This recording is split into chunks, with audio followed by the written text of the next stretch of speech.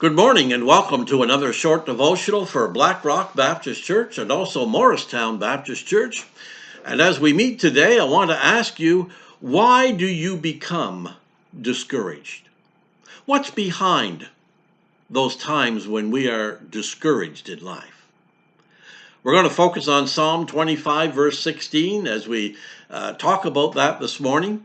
But have you ever noticed how discouragement seems to set in our lives at the midpoint of almost anything that we do? It's true in parenting, it's true in marriage, it's true in our school endeavors and in our career. But God has called us to finish the race that He's prepared for us and to finish it well. You know, when God put it on Nehemiah's heart to rebuild the holy city of Jerusalem after the Israelites returned from captivity, they began the work of rebuilding the city, rebuilding the walls. But Nehemiah chapter 4, verse 6 tells us that when the walls were completed to half its height around the entire city, the people became discouraged. They had the walls about halfway built. They get discouraged. The story of Nehemiah describes four common reasons why people get discouraged. We're going to look at just two of them today, and then we'll look at the final two on Friday. The first cause of discouragement is fatigue. Nehemiah chapter 4, verse 10 says, "Then the people of Judah began to complain. The workers are getting tired," they said. Rebuilding anything, of course, is exhausting. They had worked hard on the first half of the project, but now they're growing weary. They're worn out. They're worn down.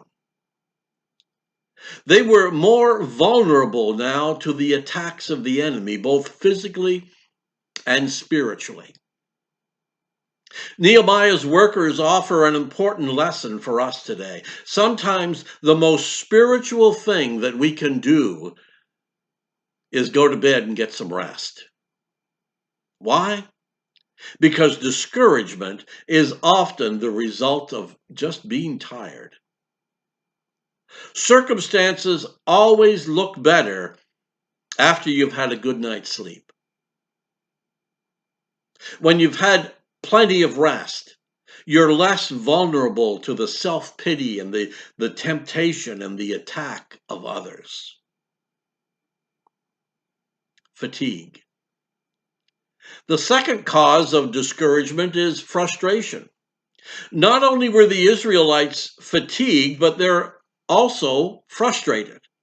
The workers complain in Nehemiah chapter 4, verse 10, "There is so much rubble to be moved. We'll never be able to build the wall by ourselves." The project was more complex than they thought it was going to be. The ruins and the rubble of their destroyed city was almost too much for them to handle. What's the rubble in your life? It's whatever you keep tripping over. It's not just the physical rubble. It could be emotional or relational or a financial rubble.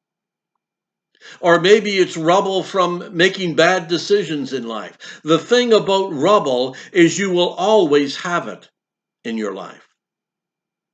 We live on a broken planet, so there's no way around it. There's no way out of it. But you can learn how to manage rubble and minimize frustration. How do you do that?